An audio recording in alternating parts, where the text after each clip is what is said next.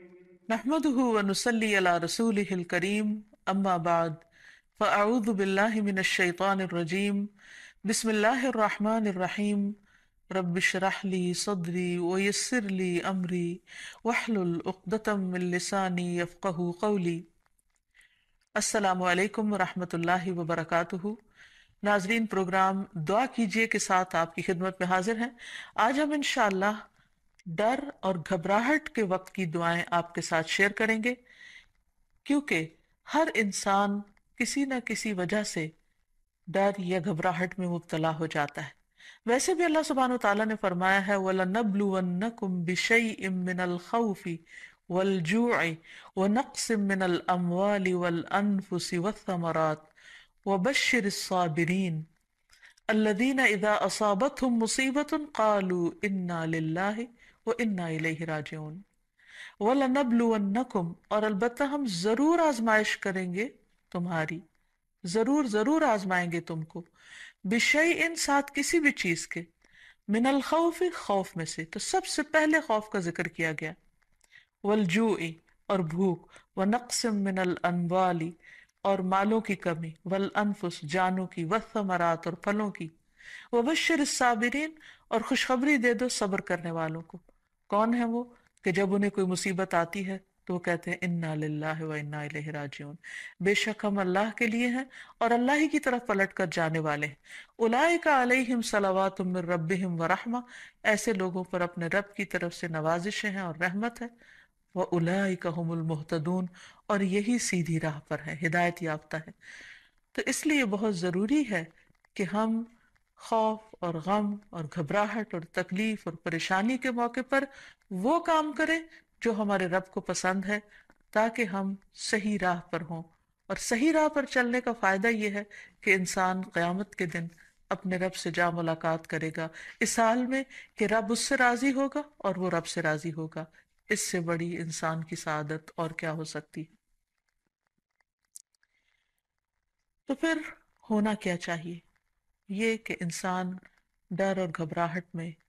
اللہ تعالیٰ کی طرف رجوع کرے۔ اللہ تعالیٰ کی طرف اس لیے رجوع کرے کہ پوری کائنات اسی سے سوال کر رہی ہے، اسی کی طرف رجوع کرتی ہے۔ قرآن مجید میں آتا ہے یسألہ من فی السماوات والارض، اسی کے آگے ہاتھ پھیلائے ہوئے ہیں، اسی سے سوال کرتے ہیں وہ سب جو آسمانوں میں اور جو زمین میں ہے۔ یعنی ساری مخلوق اپنے رب کی طرف رجوع کرتی ہے ہر ضرورت میں۔ جیسے ایک موقع پر ایک حضرت سلیمان علیہ السلام نے ایک چونٹی کو دیکھا کہ وہ ہاتھ اٹھائے آسمان کی طرف دعا کر رہی تھی بارش کے لیے۔ تو ساری مخلوق اپنی ضرورت اپنے رب سے ہی مانگتی ہے۔ تو انسان کو بھی چاہیے کہ وہ غیروں کی طرف نظر اٹھا کے نہ دیکھے، صرف اپنے رب کی طرف نظر اٹھائے اور اسی سے مانگے اور اسی سے فریاد کرے۔ لیکن یہ یاد رکھے کہ جب رب سے مانگنے کے لیے جائے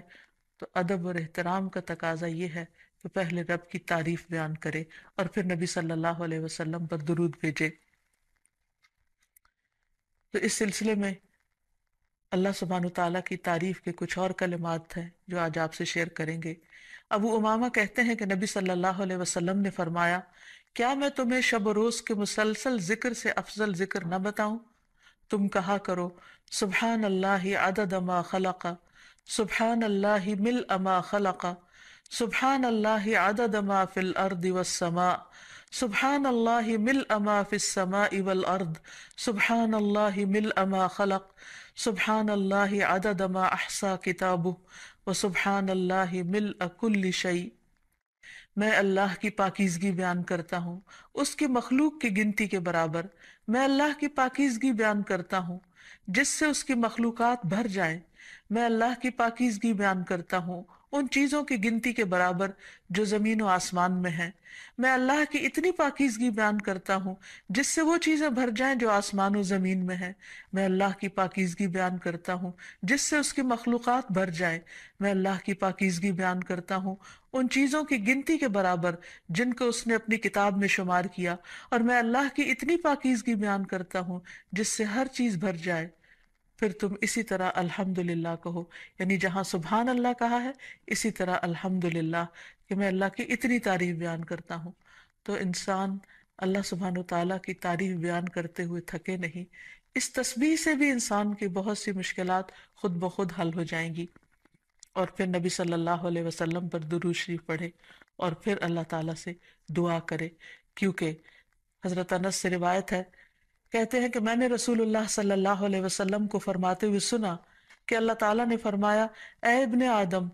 تو جب تک مجھے پکارتا رہے گا اور مجھ سے امید رکھے گا میں تجھے معاف کرتا رہوں گا جو بھی تجھ سے ہوتا رہا، اور مجھے اس کی کوئی پرواہ نہیں۔ یعنی بڑے سے بڑا گناہ معاف کرنا اللہ سبحانہ تعالیٰ کے لیے کچھ بھی مشکل نہیں۔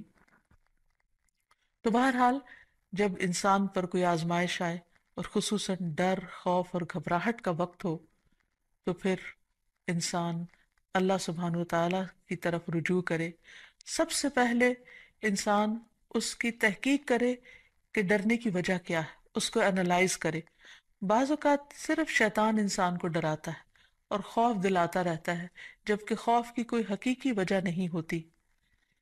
اور پھر جب شیطانی وسوسے بار بار انسان پر حملہ آور ہو تو اس وقت انسان صرف اللہ کو کافی سمجھے،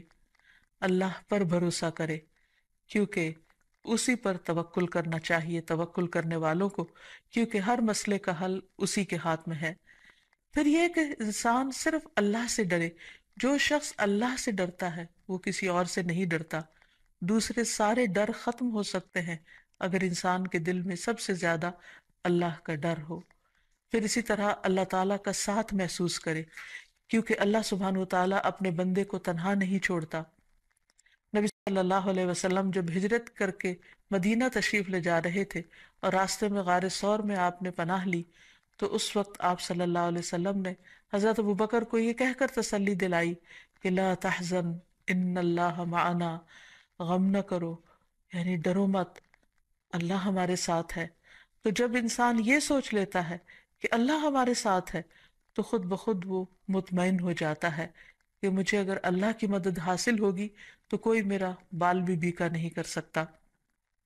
پھر یہ کہ انسان کو اللہ سبحانہ وتعالیٰ کی حفاظت پر یقین رکھنا چاہیے۔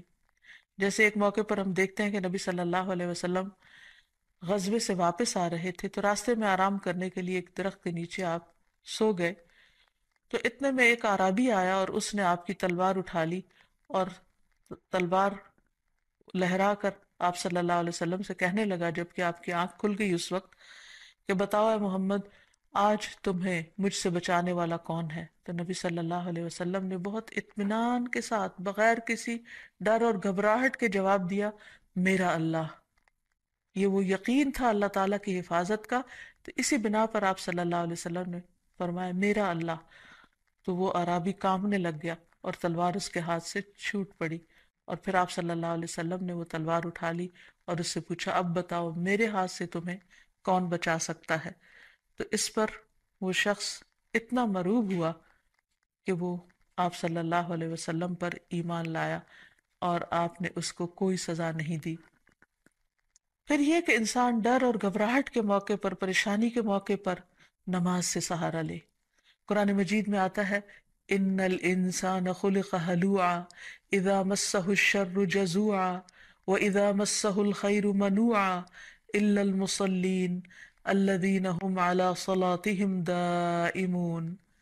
بلا شبہ انسان تھڑ دلا بنایا گیا ہے،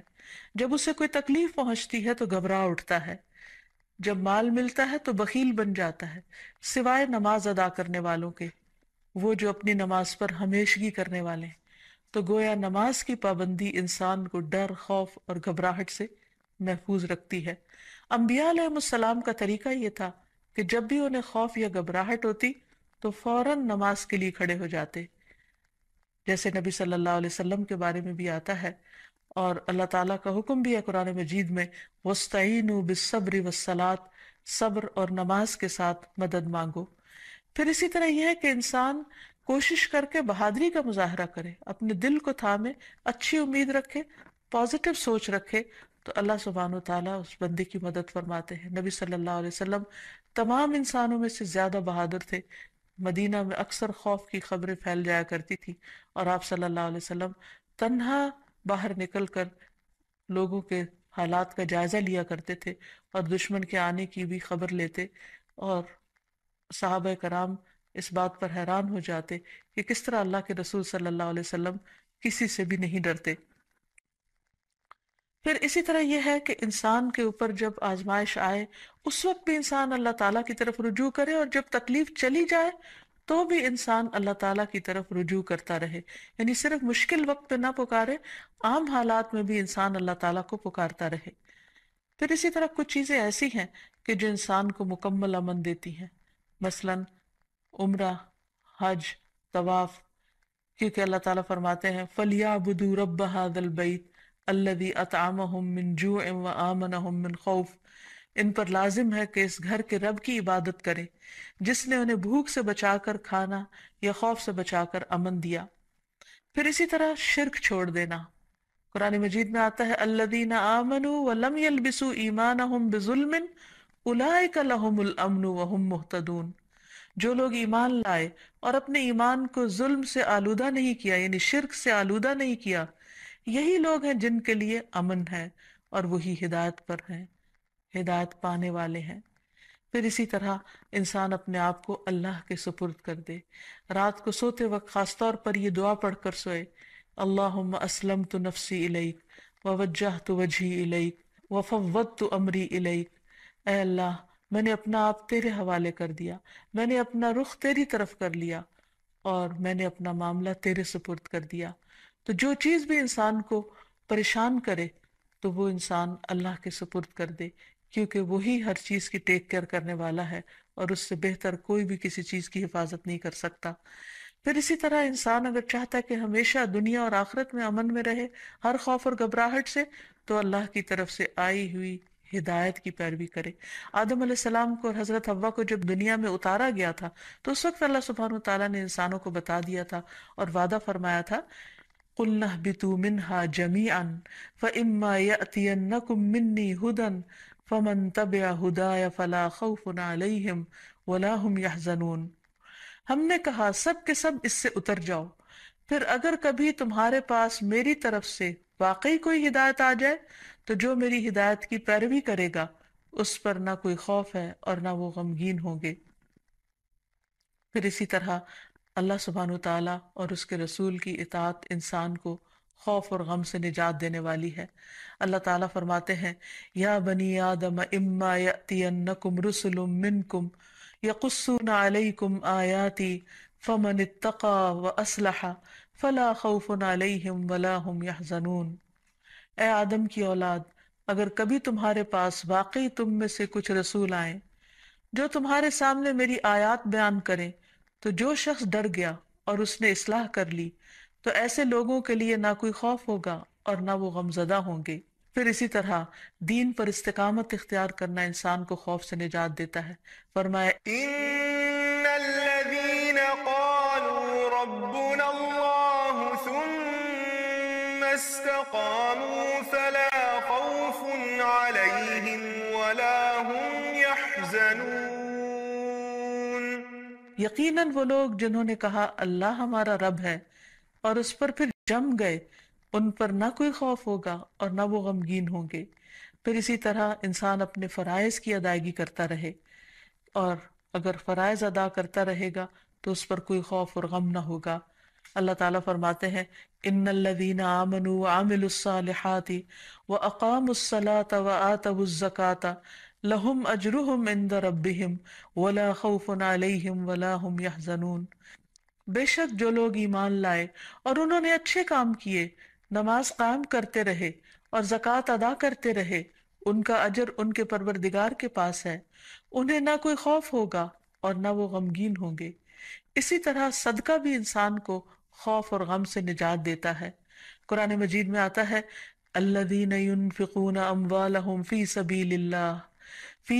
اللہ ثم لا يتبعون ما انفقوا منا ولا اذى لهم اجرهم عند ربهم ولا خوف علیہم ولا هم يحزنون، جو لوگ اللہ کے راستے میں اپنا مال خرچ کرتے ہیں پھر خرچ کرنے کے بعد نہ احسان جتلاتے ہیں اور نہ دکھ دیتے ہیں، ان کے لیے ان کا اجر ان کے رب کے پاس ہے، ایسے لوگوں کو نہ کوئی خوف ہوگا اور نہ وہ غمگین ہوں گے۔ ایک اور جگہ پر فرمایا الذین ينفقون اموالهم باللیل والنہار سرا وعلانیہ فلہم اجرہم عند ربہم ولا خوف علیہم ولا هم يحزنون، جو لوگ دن رات کھلے اور چھپے اپنے مال خرچ کرتے ہیں انہیں اپنے رب سے اس کا اجر ضرور مل کر رہے گا،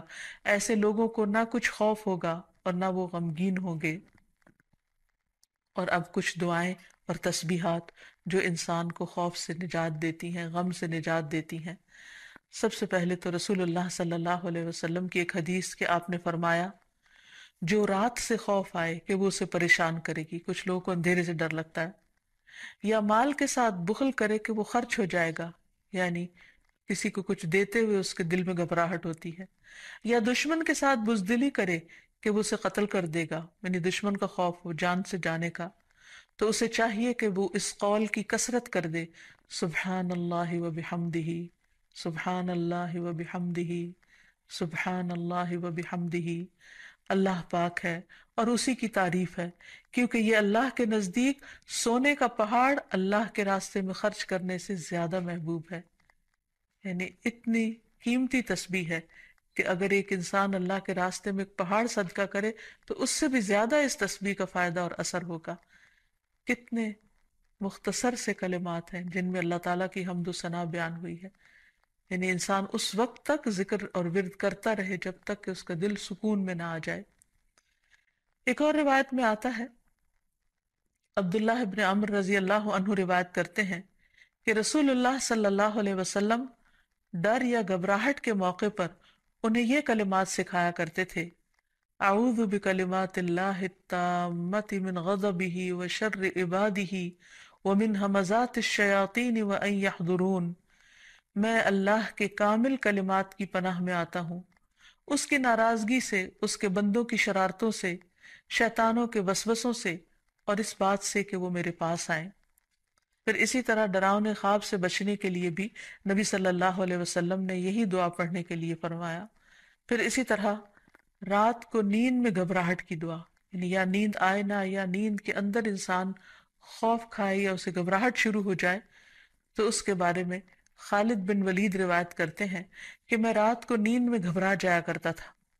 پھر میں نبی صلی اللہ علیہ وسلم کے پاس حاضر ہوا تو میں نے عرض کیا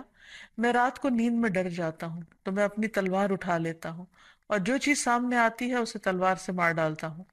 تو رسول اللہ صلی اللہ علیہ وسلم نے فرمایا کیا میں تمہیں وہ کلمات نہ سکھاؤں جو مجھے روح الامین نے سکھائے ہیں، یعنی جبریل امین نے؟ کہو اعوذ بکلمات اللہ التامات التی لا یجاوزہن بر ولا فاجر من شر ما ينزل من السماء وما يعرج فيها ومن شر فتن الليل والنهار ومن كل طارق الا طارقا يترك بخير يا رحمن۔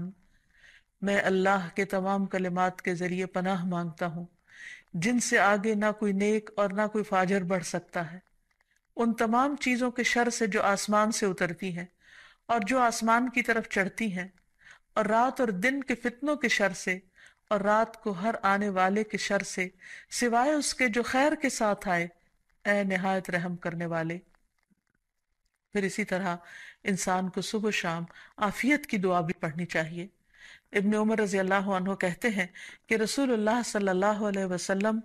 صبح و شام ان دعاؤں میں سے کسی دعا کو چھوڑتے نہیں تھے۔ اللہم انی اسألک العافیت فی الدنیا والآخرہ، اللہم انی اسألک العفو والعافیت فی دینی و دنیای و اہلی و مالی، اللہم استر عوراتی و آمر روعاتی، اللہم احفظنی من بین یدی و من خلفی و عن یمینی و عن شمالی ومن فوقی واعوذ بعظمتک ان اغتال من تحتی۔ اے اللہ میں دنیا اور آخرت میں تجھ سے عافیت کا سوال کرتا ہوں۔ اے اللہ میں تجھ سے اپنی دنیا اور دین، اپنے اہل خانہ اور مال کے متعلق درگزر اور عافیت کا سوال کرتا ہوں۔ اے اللہ میرے عیوب پر پردہ ڈال دے اور خوف سے مجھے امن عطا کر دے۔ اے اللہ آگے پیچھے دائیں بائیں اور اوپر کی جانب سے میری حفاظت فرما، اور میں تیری عظمت سے تیری پناہ میں آتا ہوں کہ مجھے نیچے سے اچک لیا جائے، یعنی زمین میں دھنسنے سے۔ تو یہ وہ خوبصورت دعائیں ہیں نبی صلی اللہ علیہ وسلم کی سکھائی ہوئی، کہ جن کو پڑھنے سے انسان ہر طرح کے خوف، غم اور گھبراہٹ سے آزاد ہو سکتا ہے۔ اللہ تعالی ہمیں توفیق دے کہ ہم ان دعاؤں کو پڑھ سکیں اور ہر حال میں اپنے رب ہی کو پکاریں، تاکہ وہ ہماری طرف رحمتوں کے ساتھ متوجہ ہو۔ وآخر دعوانا ان الحمد للہ رب العالمین۔ السلام علیکم ورحمۃ اللہ